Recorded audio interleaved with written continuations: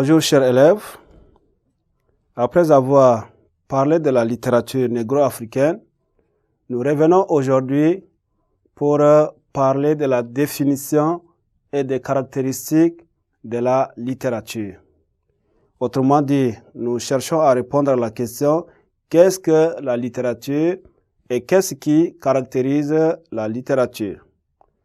En définition, nous disons que la littérature est l'ensemble des œuvres orales ou écrites qui expriment la vision d'un peuple à une période donnée.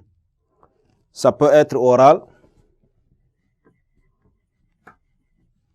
ou bien elle peut être écrite.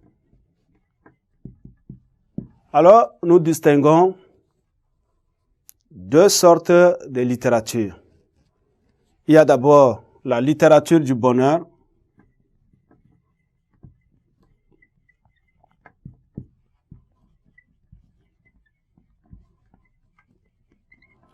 et la littérature de la souffrance.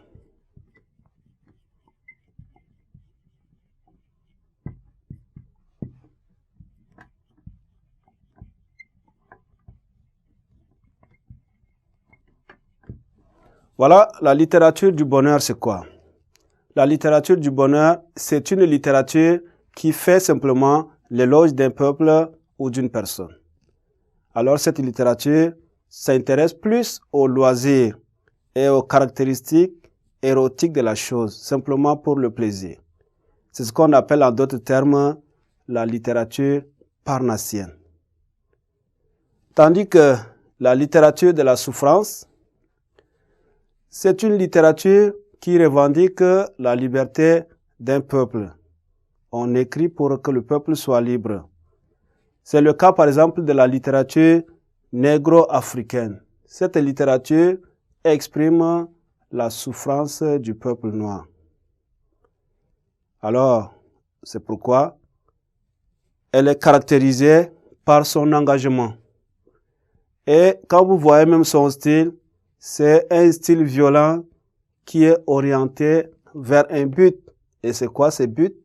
Ce but, c'est celui de crier. L'Africain a crié. L'Africain a dénoncé. Il s'est attaqué aux faits antisociaux. Donc cette littérature-là, on l'appelle la littérature des souffrances. Ce n'est plus pour le plaisir, mais c'est pour revendiquer la liberté, pour exprimer la souffrance, pour s'engager afin de revendiquer la liberté. Voilà, nous retenons en conclusion que la littérature, ce sont des œuvres écrites ou orales d'un peuple, et il y a la littérature du bonheur qui est faite pour le plaisir, et la littérature de la souffrance qui est le cri ou bien l'expression de la souffrance d'un peuple en vue de la liberté. Merci, c'est tout pour aujourd'hui. Je vous remercie de votre aimable attention. Au revoir.